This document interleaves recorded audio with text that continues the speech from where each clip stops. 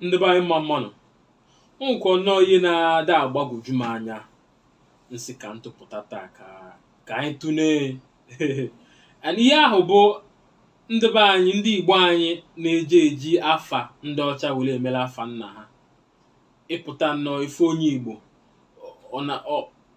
ọsa afọ Igbo na ya na first name afọ izizi ọ bịazie were afa ndị ọcha were mela afa nna ya. Ihe a bụ otu ihe mfugolu n'ime anyị nwa bụ ndị Igbo. Onwe ndị na-aza ma afọ oyibo na afọ izizi sakwa afọ oyibo na afa nna ha. Ịpụta ifu mmadụ ọ na-aza Christopher Timothy. Onye ka ibuzi? Ọ bụ na oyibo asị who are you? Onye ka ịbụ? O gosiri na onwe ebe isi wee pụta. Ndị ọcha iluo na be ndị ọcha iwu onye ọcha pụta na-aza John, Smart, Timothy, Johnson, ma ọ bụ yes, whatever. Ndị ọcha na-aza afa ha complete ozuo ezuo. Mana ibezie na Afrịka, ibezie na be anyị a n'Igbo, onye Igbo pụta ọ na-aza like mụnwa. Ihe abalị m na baptizim oge ga-amụrụ m bụ Stanley. Afa mbulu Chukwuka Stanley ndụ na-eso okwu. M wee tolite wee wepụ Stanley ahụ dị n'ime afa m wee tinye obi wuru afa nna m balụ m. Ịghọta? So mpụta ịjụọ m what is your name ka ebe afa gị?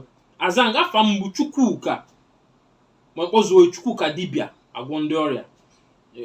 Obi wuru ndụ na-eso okwu. Ị mara ebe nsi ajụ ga afa gị isi afa gị bụ Chioma ajụ nwa ma ọ Chioma Okafọ. Ịghọta? Ajụ ga afa gị si na afa mbụ Chinedu Ume. Ama na onye Igbo ka ị bụ.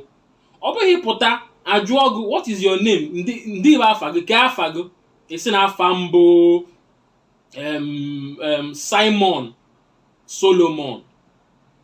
O gosi n'onwe ịmaghị onye bụ, you don't know who you are. Ịmaghị onye bụ, ịmaghị ebe isi wee pụta. Anyị ya ka oge ndị ọcha bịara ha weli ya wee saa anyị isi wee si ndị be anyị na our ancestors, ndị nna nna anyị ha na ha abụọ idol worshippers, na ha na-efe alụsị, na ha na-efe ekwensu ha bịara kpọọ si no devil, mana ekwensu abụrụ devil. Onwe ofu ime ihe onyonyo mmelu nkwulu maka ya.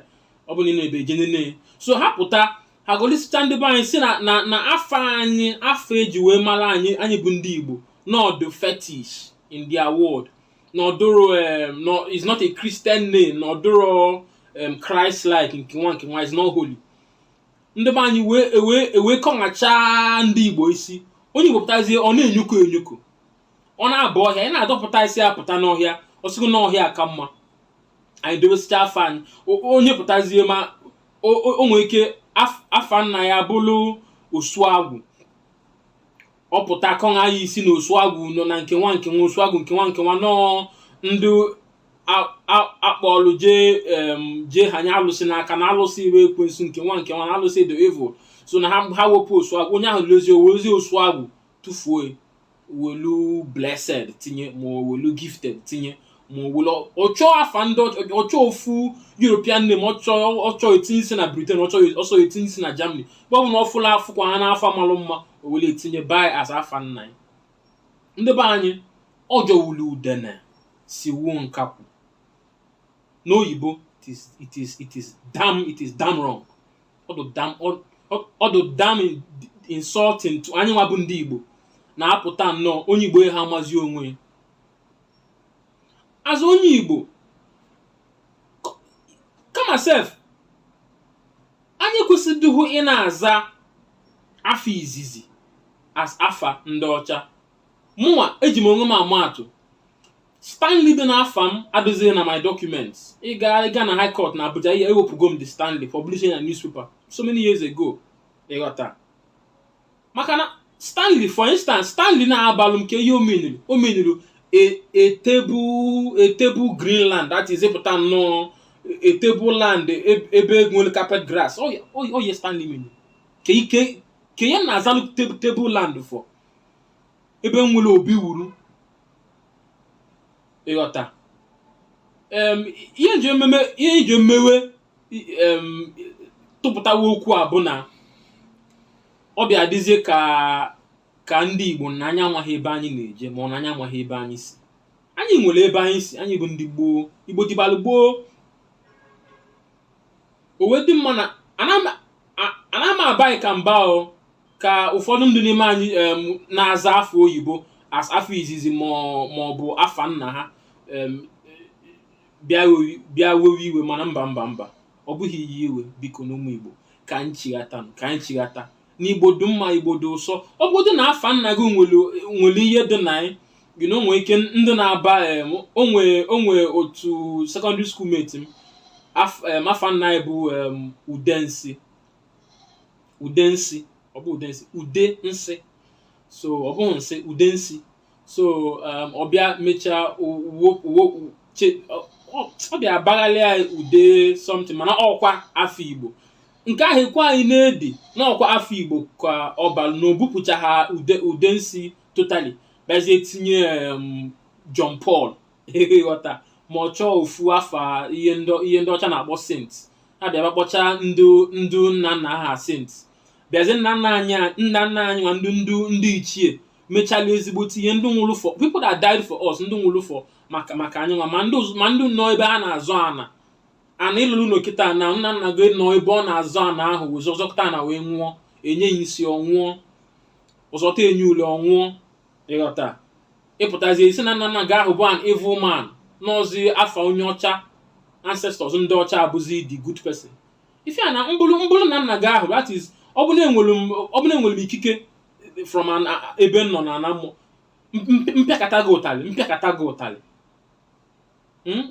ma ndụ chọpụtachala ụfọdụ nri anyị na-eri taa, ma egusi ma ọgbọnọ, ma ndụ tala afịfịa dị poisonous nwụọ.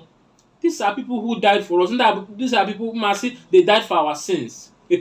Ịpụtazie isi na onye ahụ dị evil, nọ na worship idols, therefore na ya aza afọ Igbo n'ọzi afọ onye ọcha ka ihe aza. Nọ na afụ ndị ọcha ebe ha na ifuga na onye ọcha na-aza Donald Trump kịta na okwu Trump nọ n'afọ anyị bịa zaa Donald Okafọ, Donald ndụ na-eso okwu, Donald Ume. Ụnọ ọfụgha anaghị Igbo, ana m ajụ ụnọ ọfụgha anaghị n'anya ha amụ ihe nnọọ. Ụnọ ọfụgha na aside from a few cases ebe onye ọcha, nwaanyị onye ọcha nụrụ onye Igbo, nwoke onye Igbo bịazie bịa tụgharịa afa nna anyị to afa onye Igbo ahụ, afa nna onye Igbo ahụ. Ihe a bụ few cases, mana in most cases sef ndị ọcha ahụ ụmụ nwaanyị ha na-abịa na ụmụ nwoke ndị anyị afa ha na afa nna ha abịghị ha ka anyị na-aza. Jenu je nene ima mekata fu, just imagine. So imagine pụta a population of 10 million people, n'ime 10 million people ahụ mmadụ 500,000 na-aza afa ndị ọcha as afa nna, mmadụ 9 million nwee afa ndị ọcha as first name and second name. O nwere ka ọdụ o gosi na amụsi ha anyị ike. This ma boy amanje ihe bidoro from oge ndị missionaries bịalụ ana Igbo. Ndị missionaries bịara ana Igbo from 1857 sorry, wee megido wee luo even after amalgamation na beginning of 1900. Oge a ka abatawasịla ana Igbo ọfụma ihe, so wee na-akọ ihe juru ha ọnụ, wee kọpụ ụmụ Igbo uche. Onye pụtazie o were afọ Igbo otinye na ngụga kowe n'azụ ụlọ zarazi afọ oyibo.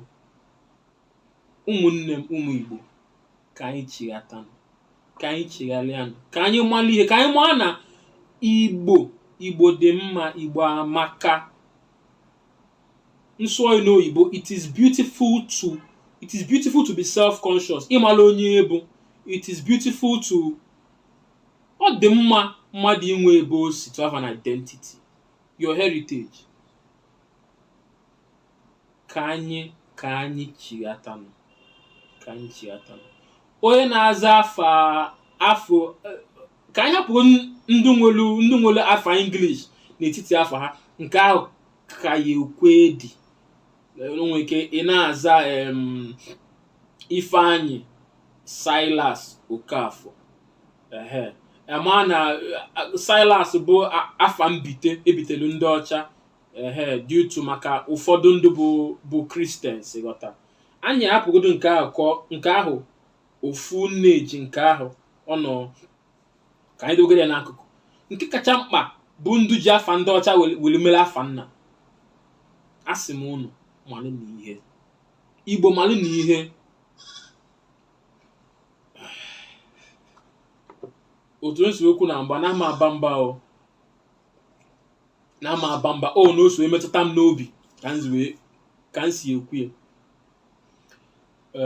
Ebe a ka anyị abịa na njedebe ife onyonyo a gbasalụ ndị Igbo ibe afa oyibo iji afọ oyibo mere afa nna ha. Onye nwere ihe oyi etinye n'okwu a biko ya tinye na comment section. Ị nọlụ na Facebook biko kesaa vidio a ka ndị be anyị ndị ọzọ fịa maka ihe okwu dị mkpa. Ị nọ na YouTube biko kesaa anyị subscribe to our YouTube channel at Voice of the Sun. Ị nọ na Twitter at Voice of the Sun 1 bụ our handle. Ebe ọ bụla ị nọ na biko kesaa vidio a ka ndị be anyị fịa ka ndị Igbo fịa ka anyị chighatanụ na ọdịnala na omenala Igbo tọrọ ụtọ na ọdịmma. Onwegodi ofu ihe ma abụọ adịrọ mma n'ọdịnala anyị ma n'omenala anyị nwa eji aka anyị wee wopịa, mana afa anyị onwebeghị ebe ije katara asị na afa dị njọ. Afa anyị dị mma, afa anyị tọrọ ụtọ, afa anyị dị ebube. Igbo dịbalụ gboo biko nọ ka anyị chighatanụ. Afa mbụ Chuka Ndụ na-eso okwu.